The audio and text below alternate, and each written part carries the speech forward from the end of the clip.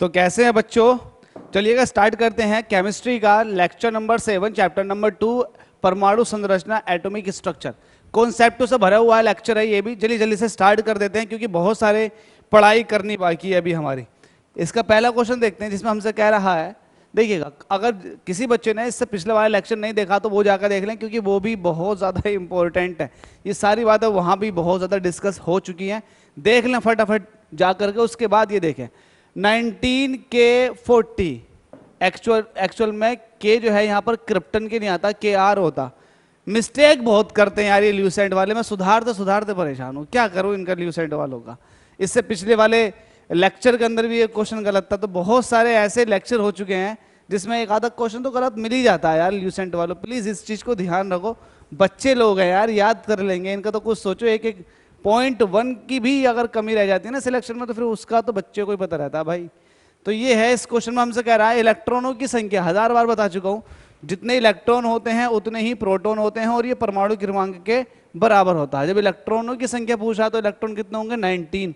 Option B हो जाएगा correct. आगे बढ़ते हैं। हमसे पूछा कि इस तत्व यूरेनियम है, यूरेनियम आपको पता ही है एक रेडियो एक्टिव एलिमेंट है, वो बहुत ही ज्यादा विस्फोटक है, इसके अंदर आग लग जाती है, एटॉमिक बॉम्ब बनाने में इसका इस्तेमाल होता है। ठीक है भाई। हमसे कह रहा प्रोटोनों की संख्या कितनी है, हमें पता है जितने इलेक्ट्रॉन होते हैं उतने ही प्रोटॉन होते हैं, तो 92 इसका आंसर हो जाएगा। आगे बढ़ते हैं।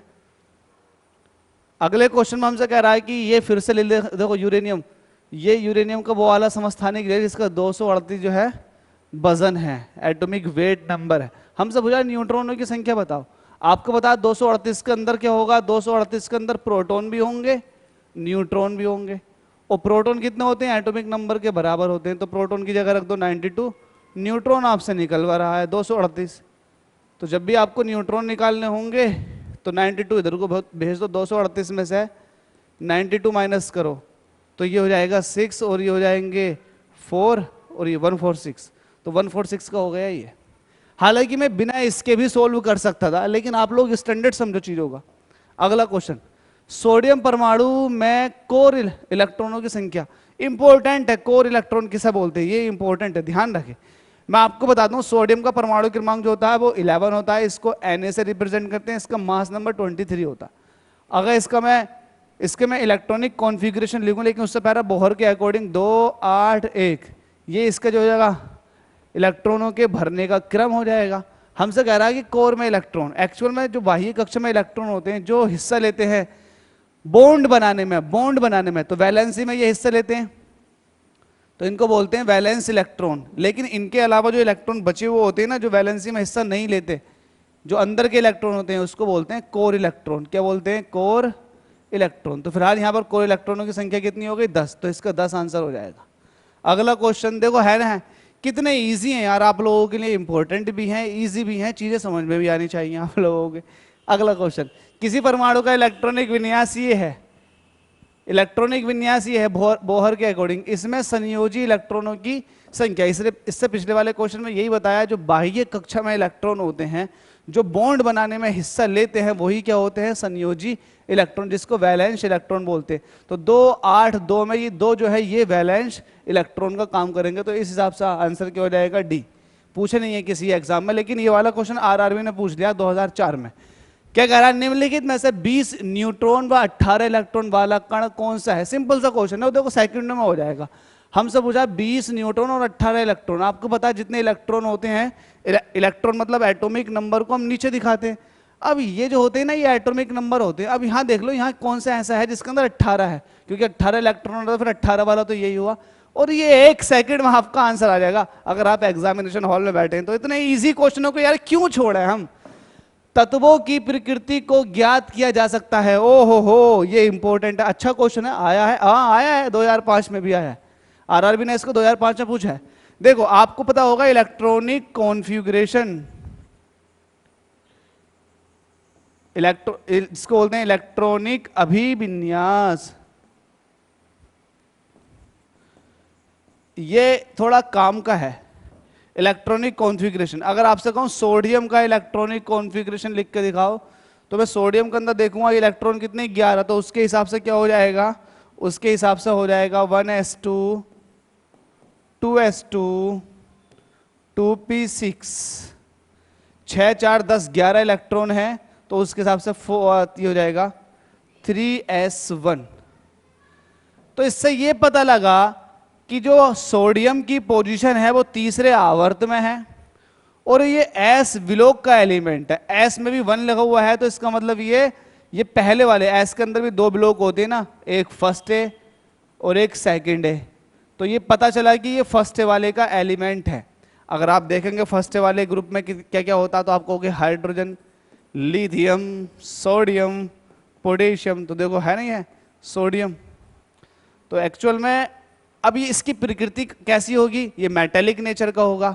एल्कली मेटल है जिसको बोले क्षारीय धातु है, एल्कली मेटल जिसको आपने बता दिया क्षारीय धातु, एल्कली मेटल को बोलते हैं। फर्स्ट ग्रुप का है तो मतलब इसकी मेटेलिक तो नेचर हो गया, सॉफ्ट होता है और बहुत ही ज्यादा रिएक्टिव है, सबसे ज्यादा इंपॉर्टेंट ये बात है, बहुत ज्यादा रिएक्टिव। अगर इसको आप हवा में रख दो तो हवा के अंदर प्रेजेंट ऑक्सीजन के साथ रिएक्शन करके अपना ऑक्साइड बना लेता।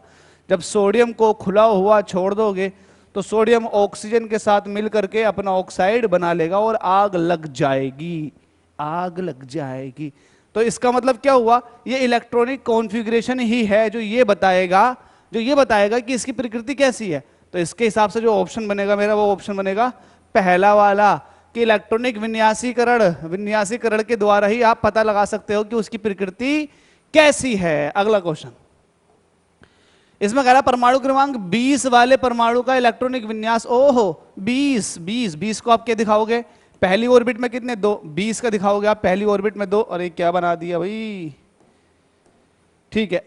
परमाणु क्रमांक 20, चलो इसकी पूरी डिटेल लेते हैं। परमाणु क्रमांक 20 किसका होगा, 20 होता है कैल्शियम का। 20 किसका होगा, 20 होता है कैल्शियम का। 40 अगर इसका इलेक्ट्रॉनिक कॉन्फ़िगरेशन लिखोगे तो इलेक्ट्रॉनिक कॉन्फ़िगरेशन से पहले बोहर के अकॉर्डिंग पहली और कक्षा में 2 इलेक्ट्रॉन, उससे अगली कक्षा में 8 इलेक्ट्रॉन, फिर उससे अगली कक्षा में भी 8 इलेक्ट्रॉन।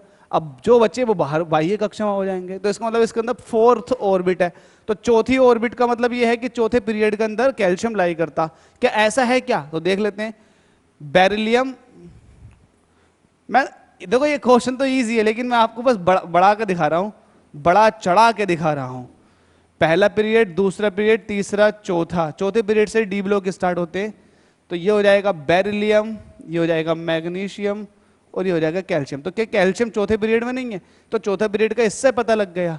चौथा पीरियड है और साथ में उसकी बाह्य कक्षा में 2 इलेक्ट्रॉन, तो इन सबके बाह्य कक्षा में 1 इलेक्ट्रॉन होता है, इन सबकी बाह्य कक्षा में 2 इलेक्ट्रॉन होते हैं। तो कैल्शियम की बाह्य कक्षा में 2 इलेक्ट्रॉन। तो ये इसका इलेक्ट्रॉनिक कॉन्फ़िगरेशन लिखा गया। हालांकि और कुछ भी बता सकते हैं, ये भी एक तरह। अब देखो ये जो होते हैं ये क्षारीय धातु होते हैं, जबकि दूसरे वाले क्षारीय मृदा धातु जिसको बोलते हैं एल्कलाइन अर्थ मेटल। कुछ और भी अपडेट हो सकते हो। ये सफेद कलर का होता है, इसके ऑक्साइड जो होते हैं ज्यादातर सफेद कलर का होते हैं, जैसे कि कैल्शियम कार्बोनेट, कैल्शियम ऑक्साइड देखा होगा आपने, चूना CaOH का होल ट्वाइस, बुझा चूना दूधिया कलर का होता है। तो और भी बहुत सारी चीजें मिल सकती है देखने के लिए। अब ये क्या था भाई, हो select colour colour colour colour. अगला क्वेश्चन, तो इसके हिसाब से आंसर पे टिक कर दो। 2882 सी ऑप्शन हो गया। RR SSC ने पूछा 2010 में। अरे कोई भी पूछ ले, IAS पूछ ले, आपसे बच जाएगा क्या अगर आपने क्लास देख ली है तो। निम्नलिखित में से कौन सा एक क्लोरीन का सही, क्लोरीन का होता है 17 Cl35। अब कैसे होगा, पहली ऑर्बिट में 2, उसमें 8, फिर अगली में 8, 2 8 10 नहीं, 8 नहीं आएंगे, 7 आएंगे, क्योंकि 10 तो यहीं होगा, टोटल 17 है, तो 10 ही हो गए। तो बाह्य कक्षा में कितने हो गए, 7। तो 2 8 7 देख लो किसका, 2 8 7 बी का, खत्म कहानी। अगर किसी को समझ में नहीं आ रहा तो ये कैसे लिखा जाता तो उसको बता दूं। इसको लिखने का ऑर्डर ये है, पहली में 2, उससे अगली में 8, फिर उससे अगली में 8, फिर उससे अगली में 18, फिर उससे 18, 32। काफी है ये भर भर के आती हैं, भर भर के। दूसरी ऑर्बिट में मैक्सिमम 2 इलेक्ट्रॉन, तीसरी ऑर्बिट में, पहली ऑर्बिट में न्यूक्लियस के चारों तरफ जो पहली ऑर्बिट होती है उसमें 2, फिर उससे अगली में 8, फिर उससे अगली में 8, फिर उससे अगली में 18, फिर उससे अगली में 18, फिर 32। 2 8 8 18 18 32, इस तरह से इलेक्ट्रॉन भरे जाते हैं। तो क्वेश्चन नंबर 80 को देख लेते हैं, जिसमें हमसे कुछ कह रहा है। क्या कह रहा है क्वेश्चन नंबर 80 के अंदर, निम्नलिखित में से कौन इलेक्ट्रॉनिक विन्यास संभव नहीं है।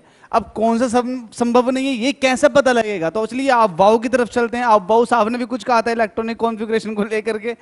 आप वाव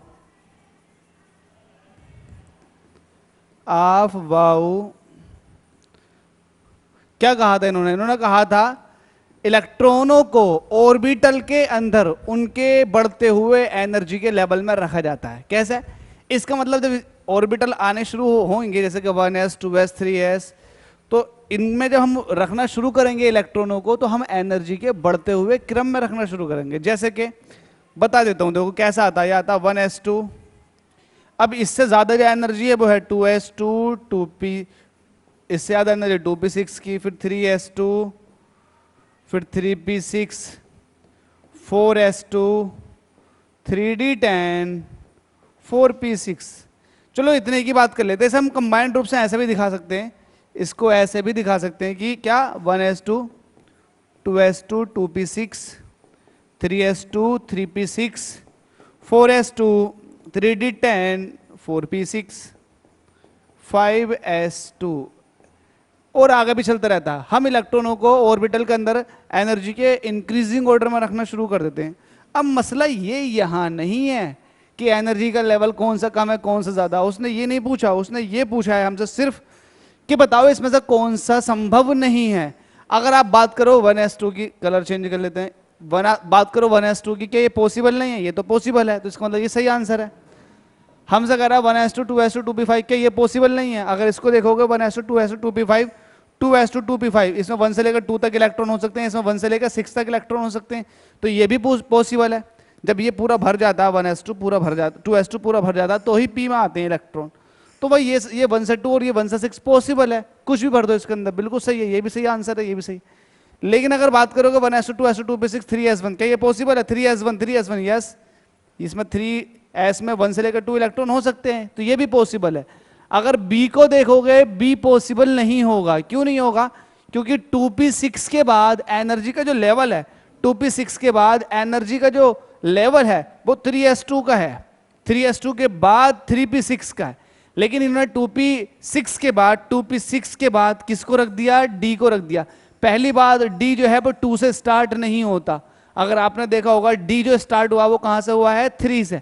तो पहली बात इनकी यही गलत हो गई कि इन्होंने डी को 2 से स्टार्ट करके दिखा दिया, जो कि पॉसिबल नहीं है। इस हिसाब से इस क्वेश्चन का जो आंसर हो जाएगा वो हो जाएगा आंसर बी, कि ये वाला अभिविन्यास पॉसिबल नहीं है। तो इस, अब देखो यार, आपको इतनी सारी चीजें सीखने मिल रही है फ्री ऑफ कॉस्ट, तो क्यों ना आप सब्सक्राइब कर लीजिएगा चैनल को और हमारे साथ बने रहिएगा। उम्मीद करता हूँ कुछ समझ में आया। अगर समझ में आया तो चैनल को सब्सक्राइब करना बिल्कुल भी ना भूलें।